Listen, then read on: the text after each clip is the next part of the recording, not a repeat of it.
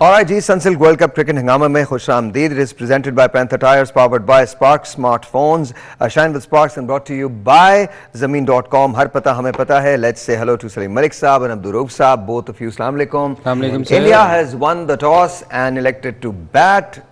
There's no surprises. लेकिन आज बातें बहुत सारी हैं करने में. Let's talk about the game first. What do you think India का decision कैसा है? देखिए, ऑब्वियसली उनकी अपनी होम ग्राउंड है, उनको पता है. और जो सुनने में आया है कि विकेट भी चेंज की गई है. हाँ, तो ये पिच का बड़ा इशू हो रहा है कि पिच चेंज कर दी गई है. 6 के बजाय 7 नंबर पिच से अब खेला जा रहा है. अब आप देखें ना, उन्होंने टॉस जीत के दोनों कप्तानों ने ये कहा है कि हम टॉस जीते तो हम खेलते. हालांकि जो अच्छा कप्तान होता है, मैं हमेशा कहता हूँ कि वो कभी ये नहीं कहता जो डिसीजन हुआ हो कि मैंने भी यही करना था. इट्स मीन के विकेट में कुछ है. हाँ, ऑब्वियसली के बाद में वो स्पिन करेगी, जिसकी वजह से विलियम ने भी यही कहा है कि मैं टॉस जीता तो मैं टॉस जीत के बैटिंग करता. ओके. और दूसरी बात जो हमेशा हम कहते हैं कि आईसीसी का कोई रोल नहीं है अगेंस्ट इंडिया जो चाहता है वो करता है. हालांकि उन्होंने कहा भी, ये किस अखबार में आया है रऊफ, ये डेली मेल में ये उन्होंने लिखा है कि आई डोंट नो कि कितनी क्रेडिबल है ये खबर. जब तक ये बात पूरी नहीं हो जाती, तस्दीक नहीं हो जाती, आई थिंक हमको. लेकिन बहरहाल एक इशू तो रेज हो गया. और उसमें देखे ना, उन्होंने कहा कि नंबर 7 पे आपने मैच खेला. डेली मेल में हम लोगों के पॉलिटिशियंस के खिलाफ भी बहुत कुछ आया था. बाद में फिर उनको माफी मांगनी पड़ी थी. हाँ, चलें, Daily Mail is known for it anyway. So चलें, माफ़ी बाद में मांगेगा, फिर हम भी मांग लेंगे.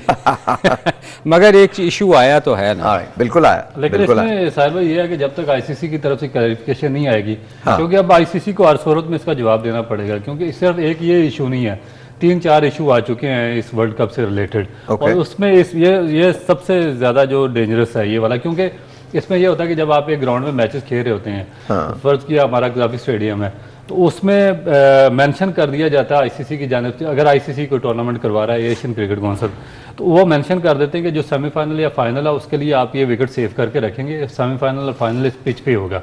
तो अब अगर उस पिच पे आप मैच नहीं करवाते और एक ऐसी पिच जिस पर ऑलरेडी 2 मैचेस हो चुके हैं, वहाँ पर ही आप दोबारा खेलने के लिए जा रहे हैं, तो अगर आपने आईसीसी को नहीं बताया या उनसे इजाज़त नहीं ली, तो फिर ये बहुत ज़्यादा मेरा ख्याल है कि against the rules of ICC है.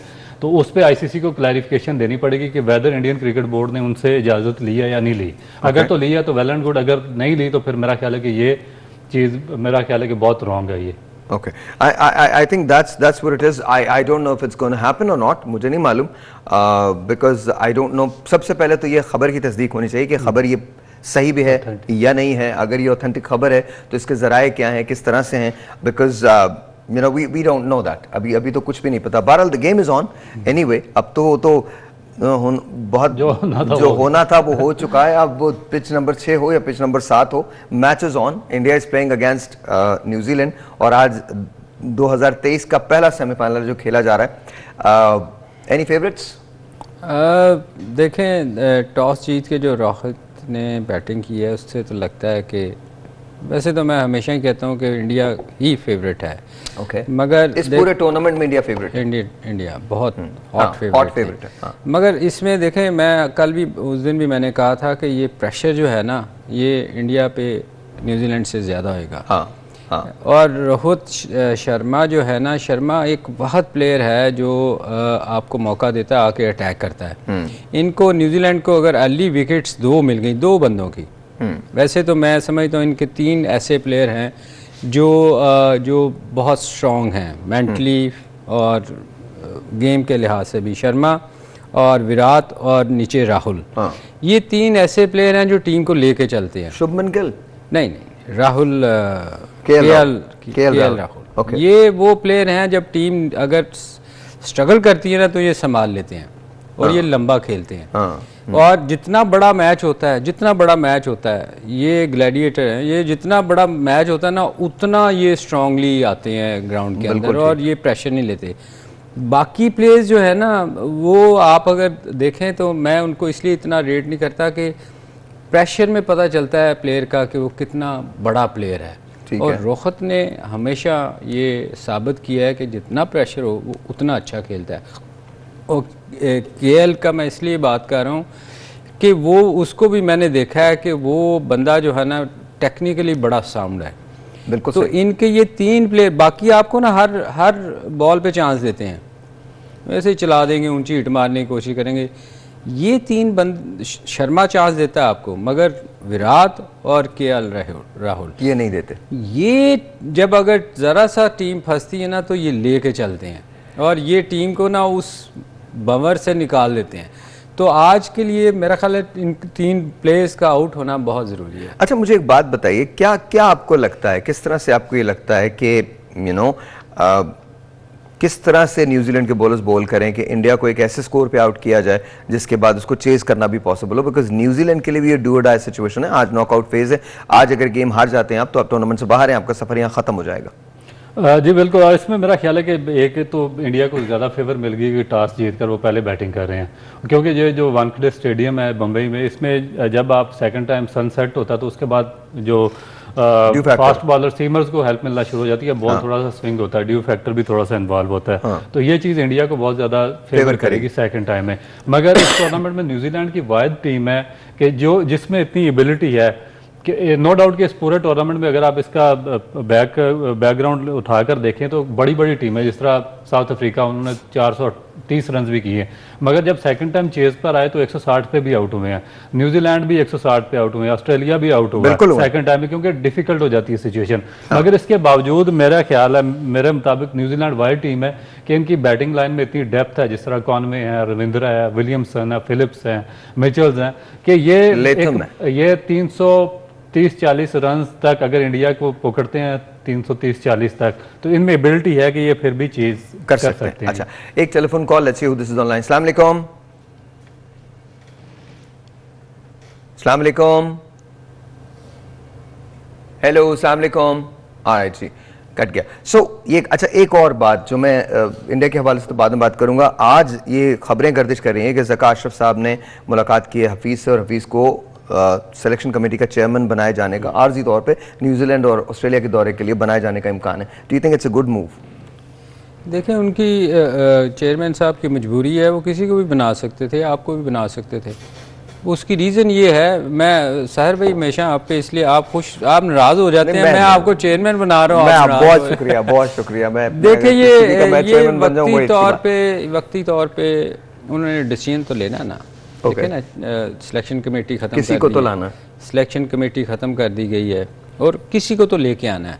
और मेरे ख्याल बेस्ट चॉइस उनको, उनके नज़दीक वो होंगे। हमेशा आप उन्हीं को लेके आते हैं जो आप जिनके करीब होते हैं, ठीक है। तो प्रोफेसर हो सकता है उनके करीब हो, पहले भी कमेटी में था, और कुछ डिसीजन उसने ऐसे लिए हों जिससे उनको लगा हो कि ये मेरे लिए ठीक है। हालांकि डिसीजन तो पिछले कोई अच्छे नहीं हुए। और दूसरी बात ये कि जो सिलेक्शन कमेटी निकाली गई है, थोड़ा सा मैं उस पर कहूँगा कि वैसे तो जब इंजी पे इल्ज़ाम लगा था और इंजी ने छोड़ दी थी, रिज़ाइन कर दी थी, जो क्योंकि ये इंजी इन लोगों को लेके आया था, मेरा ख्याल है उनको उनके साथ ही रिज़ाइन कर देना चाहिए था, होना तो ये चाहिए था। तो ये इंजी को ये आइंदा के लिए कभी ज़िंदगी में बने तो उसको सोचना चाहिए कि जो टीम लेके आते हैं ना, तो फिर उनको आपके साथ ही छोड़ना चाहिए। लेकिन इसमें सलीम भाई, ये जो इसकी टीम थी ना, ये 3-4 सीनियर टीम की और 3 जूनियर टीम के सिलेक्शन कमेटी में रखे हुए हैं, ये पिछले 20 साल से इधर ही घूम फिर रहे हैं। ये ना बोर्ड के एम्प्लॉइज़ हैं बेसिकली। अच्छा। तो अब कोई मसलन कि आप चेयरमैन आएंगे तो आपको ये कहेंगे कि ये 6 बंदे हैं, इनमें से आप ना चूज़ कर लें। ये तो ये इनका ना ये मल्टी क्या इसका डायमेंशन इनका करेक्टर है। ये एक काम नहीं करते सिलेक्शन का। ये बाद दफ़ा कोचिंग में चले जाते हैं, वहाँ से फेल होते हैं तो वहाँ से फिर नेशनल अकेडमी में चले जाते हैं, वहाँ से उनको उठाते हैं तो वहाँ से पाकिस्तान की जूनियर टीम के साथ लगा देते हैं, वहाँ से निकाला फिर दोबारा सिलेक्शन में लगा दिया। अब यहाँ सिलेक्शन से निकाल के अब सबसे जो $1 मिलियन क्वेश्चन पता क्या है, या तो इनको फिर सैक कर दें क्योंकि इनकी बनाई हुई टीम ने वर्ल्ड कप में पहले राउंड में वापस आ गई, या पिछली जो इनकी परफॉर्मेंस थी बहुत बैड थी। मगर अब इनको क्या करेंगे, ये घुमा फिर आके ना हाँ सिलेक्शन, इनको ये एक को हाई परफॉर्मेंस सेंटर मुल्तान में भेज देंगे, एक को कराची में भेज देंगे, एक को किसी रीजन का हेड कोच लगा देंगे और एक को जूनियर टीम में रख देंगे, ताकि ये चीज है जो कि पाकिस्तान नजर ना आए कुछ दिन, नजर ना आए कुछ दिन, और फिर दोबारा आके इनको वो दोबारा जिंदा कर दें, इनमें जिंदगी डाल दें। अच्छा, so here is my question, ये सिस्टम कब तक चलेगा, मतलब ऐसा कब तक चलेगा? ये तो मुझे ऐसा लग रहा है ये तो एक फिल्म है जिसको हम रिपीट के अंदर देखते रहते हैं। Is that true? ये बिल्कुल ठीक कह रहे हैं। ये पाकिस्तान है, यहाँ कुछ भी हो सकता है। हम चीज़ें ठीक करने की तरफ नहीं जा रहे। देखें, इतनी देर हो गई है, अब टीम ना आपसे टीम बन पाई है, ना आप कोई चीज़ आपकी अच्छी नहीं हुई। हाँ। तो मेरा ख्याल ये टाइम आ गया है कि हमसे टीमें बहुत आगे निकल गई। सर आई थिंक दोबारा से हमको रीइन्वेंट करना पड़ेगा अपने आप को, दोबारा से रीइन्वेंट, और बहुत सारी चीजें हमको अनलर्न करनी पड़ेंगी जो हमने सीखी नहीं है। ये लंगड़े घोड़े निकालने पड़ेंगे। अस्सलाम वालेकुम जी। वालेकुम अस्सलाम, क्या हाल है? अल्लाह का शुक्र, आप कैसे हैं? आप ठीक हैं? क्या नाम है? सलीम मलिक साहब को अस्सलाम वालेकुम। वालेकुम अस्सलाम जी सर। मेरा रूम भाई से सवाल है। रूम भाई, ये पाकिस्तानी फास्ट बॉलर का फिटनेस लेवल देखते हुए आप ऑस्ट्रेलिया के दौरे पे जा रहे हैं एक हफ्ते बाद, तो कौन से 5 फास्ट बॉलर आप चाहेंगे? आप खुद ऑस्ट्रेलिया खेलते रहे हैं, तो आप मुझे ये बताएं कि उन कंडीशन के मुताबिक आपके पास कौन से 5 फास्ट बॉलर हैं जो आप लेके जा सकते हैं? अच्छा जी। अच्छा, इसमें हमने जो पास्ट आपका प्रोग्राम था उसमें भी बात की थी, तो मैंने ये सलीम भाई से भी यही पूछा था। अच्छा, एक काम कर लेते हैं, ब्रेक लेते हैं, ब्रेक के बाद आपका जवाब ले लेंगे। ज़ार ओके, एक छोटा सा ब्रेक है, आपसे मिलते हैं ब्रेक के बाद। ब्रेक के बाद फिटनेस लेवल के बारे में बात करेंगे, खिलाड़ियों की भी और पीसीबी की सिलेक्शन कमेटी की भी। ब्रेक।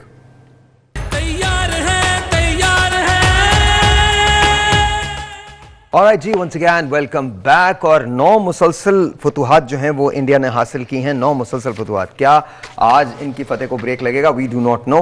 बरतानवी मीडिया के मुताबिक पिच की तब्दीली आईसीसी मुआहदे की खिलाफ वर्जी है। भारत नॉकआउट मैचेस में आज तक न्यूजीलैंड से नहीं जीत सका है।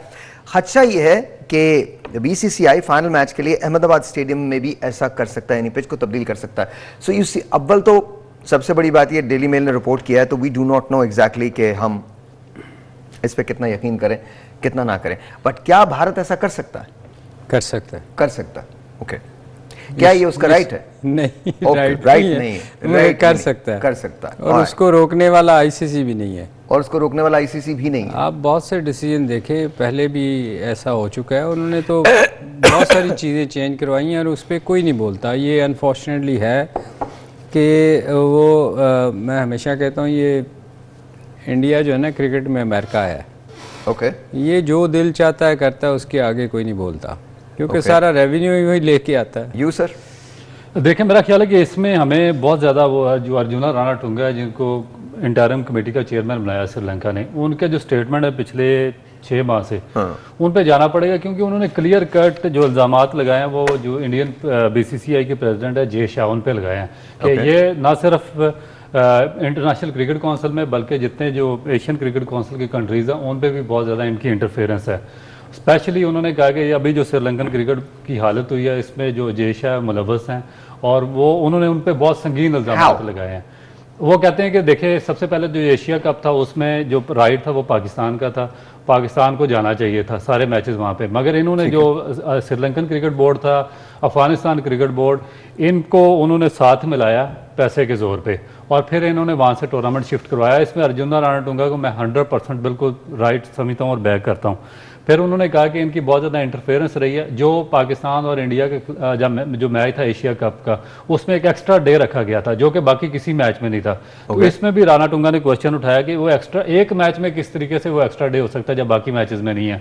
उसके बाद फिर उन्होंने कहा कि जिस तरीके से ये इंटरवीन करता है ये जेशा और इंडियन क्रिकेट बोर्ड श्रीलंका में, तो इसके ये आस्ता आस्ता ये उनके बिल्कुल प्रोएक्टिव हो जाएंगे और बाकी जो बोर्ड है उनकी हैसियत खत्म हो जाएगी। बट देखिए, सवाल ये पैदा होता है कि अगर इंटरवीन करता है तो इंटरवीनिंग का मौका क्यों दिया जाता है? मतलब ये तो श्रीलंका पे बात आती है ना। आई एम श्योर के इंडियन क्रिकेट बोर्ड बहुत उनके जो देखें वजीर खेल हैं जो राणा सिंह है श्रीलंका के, जिन्होंने क्रिकेट बोर्ड मुअत्तल कर दिया था, सारा सिस्टम सह कर दिया, तो उन्होंने अपने क्रिकेट बोर्ड का जो प्रेसिडेंट था उसको उन्होंने ट्रेटर और करप्ट तरीन के अल्फाज असेंबली में उसके खिलाफ इस्तेमाल किए हैं। और उसके बाद फिर उन्होंने सारा क्रिकेट बोर्ड सह कर दिया था। इसका मतलब है कि उन्होंने भी यही इल्ज़ामात लगाए थे कि बहुत ज़्यादा ये जो इंडियन है उसको इंटरवीन करते हैं हमारी क्रिकेट में, इसी वजह से हमारी जो क्रिकेट है उसका बेड़ा गर्क हुआ, और आखिर उसका एंड रिजल्ट ये निकला कि आईसीसी ने क्रिकेट ही मुअत्तल कर ली, श्रीलंकन क्रिकेट ही। तो अब ये जो आईसीसी इंटरनेशनल क्रिकेट काउंसिल की जिम्मेदारी है, जो ये बरतानवी मीडिया ने ये खबर उठाई है, डेली मेल ने, उसमें हर सूरत में, क्योंकि हर सूरत में एक पिच होती है जो कि उन्होंने फाइनल या सेमीफाइनल के लिए रखी होती है सेव करके, और आईसीसी की डिक्लेरेशन होती है कि आपने इस पे मैच करवाना है। अगर आपने दूसरी पिच पे करवाना तो आपको आईसीसी से इजाज़त लेनी होती है। अगर इजाज़त नहीं ली तो फिर मेरा ख्याल है कि ये बहुत ज़्यादा सीरियस मामला है। आप ये देखें साहिर भाई, इसमें आप जैसे रऊफ़ ने श्रीलंका का बताया, आपके अपने मुल्क में देख लें, बहुत सारे लोग इंडिया की बोली बोलते हैं। हाँ, बोलते बैठ के उनके हक में बातें करते रहते हैं। कोई जरा से का मामला बिल्कुल सलीम भाई सही कह रहे हैं। नहीं, आप देख लो, हमने वोट दिया था, वो उन्होंने हर जगह अपने बंदे छोड़े हुए हैं, क्योंकि इनके इंटरेस्ट होते हैं वहाँ से पैसे कमाने के चक्करों में ये अपने मुल्क के ख़िलाफ़ बोलते रहते हैं। और ये श्रीलंका नहीं है, ये हर जगह है। ये आपको इंग्लैंड में भी नज़र आएंगे, उनके ऑस्ट्रेलिया में भी नज़र आएंगे, ये हर जगह आपको नज़र आएंगे इनके बंदे। और ये देखें, ये बड़ी अनफॉर्चुनेट है कि हमारे यहाँ भी कुछ लोग, आप अक्सर देखेंगे कि आप कुछ ज़रा सी बात करेंगे वो इंडिया के हक़ में आगे बोलना शुरू हो जाएंगे। ये बड़ी अनफॉर्चुनेट है, मगर क्या करें, हमारे लोगों को खुद सोचना चाहिए इस पर। इसमें जो सलीम भाई ने बात की है बहुत ही सीरियस है, क्योंकि अब सबको, अब जब राणा टूंगा ने इतना सीरियस एलिगेशन लगाए हैं, उठा दिया, तो हमें भी देखना पड़ेगा कि जब बिग 3 की डील हो रही थी और हम आईसीसी में हम वोट कर रहे थे इंडिया के हक में, क्या इसको बिग 3 का स्टेटस दिया जाए, और सबसे उस वक्त हमें नज़र नहीं आ रहा था कि सबसे बड़ा रेवेन्यू यही इंडिया ले जाएगा, ऑस्ट्रेलिया, साउथ अफ्रीका। उसके बाद फिर इंडिया अकेला 38% पे ले गया। फिर हमारी इनसे बात हुई थी कि हम आपको बिग 3 में वोट देंगे जब आप हमारे साथ 7-8 बायलैटरल सीरीज खेलेंगे। देखें, वो हमने साइन ही नहीं किया इनके साथ, वो 7-8 सीरीज तो गई ही नहीं, वो तो पाकिस्तान एशिया कप पे नहीं सर। लेकिन मैं आपको सच्ची बात बताऊं, मैं आप सबकी राय जाहिर है मुझसे कहीं बेहतर होगी, और मैं तो बहुत सिंपल सी बात करता हूं। देखिए, जब आप में अपनी ऊँफ नहीं है ना, तो आप दूसरों को ब्लेम नहीं कर सकते। दूसरे they are going to do whatever they want to do. देखिए, या तो ये है कि हम अपने तौर पे इतना सर्वाइवल कर सकें तो फिर कोई बात है। आज मैं बहुत ज़्यादा कड़वी बात हो जाएगी, बहुत पॉलिटिकल हो जाएगी। I don't want to say anything and I don't want to sound negative, but here is the thing, हम चलिए 10%, 20%, 30% इंडिया जिम्मेदार होगा। बाकी तो जो तबाही लेके आए हैं वो श्रीलंकन अपने खुद तौर पे लेके आए हैं, और हम खुद लेके आए। मतलब if you want to blame the whole scenario on them, then you are more than welcome to do so. आप कर सकते हैं, बट उसके अंदर सिवाय आप अपनी खामियों को छुपाने के आप और कुछ, कल को अगर मेरी लाइफ का कोई फेलियर है, यू नो, लेट्स से अभी हम बीच में बात कर रहे थे, आपने देखा मैं उधर जाके कॉल कर रहा था, एक बहुत बिजनेस के अंदर अप एंड डाउन आते हैं। अभी एक चीज मेरे लिए बहुत शॉकिंग है, but again I have to own it ना, I have to live up to it, I have to make sure कि मैं उस चीज से निकलूं और बेहतर कर सकूं चीजों को। अगर हम ये सब नहीं करेंगे तो फिर ये सब बेकार किस्म की बातें हैं कि हम ये बोल दें कि जी ठीक है जी, बिग 3 का हो रहा था, इंडिया अपने बेस्ट इंटरेस्ट के लिए लुकआउट करेगा, वो हमारे बेस्ट इंटरेस्ट के लिए क्यों लुकआउट करेगा? इसी तरह से श्रीलंका अपने बेस्ट इंटरेस्ट के लिए लुकआउट करेगा, वो हमारे बेस्ट इंटरेस्ट के लिए क्यों लुकआउट? क्या इसका मतलब यह है कि हम अच्छे लोगों को सेलेक्ट ना करें? क्या इसका मतलब यह है कि हम मैरिट को डिनाउंस कर दें? क्या इसका मतलब यह है कि हमारे बॉलर्स बैठे बैठे बूढ़े हो जाएं? क्या इसका यह मतलब है कि लोग सेंचुरी पे सेंचुरी बना रहे हो और हम उन्हें कौमी कैंप के अंदर जगह ना दें? क्या इसका यह मतलब है कि हम अपने मनपसंद खिलाड़ी जो है वो लेके जाएं? क्या इसका मतलब यह है कि हम अपने मनपसंद सिलेक्शन कमेटी के चेयरमैन और ये सब, क्या इसका मतलब यह है? अगर इसका मतलब यह है तो फिर आप किसी को, फिर आप बांग्लादेश को इल्जाम दे दो, फिर आप बाहर कोई जो सड़क पर जा रहा है उसको इल्जाम दे दो कि उसकी वजह से ये हुआ है। We have to own up to our mistakes. हमारी जो मिस्टेक्स है उसको तो ओन करना पड़ेगा ना।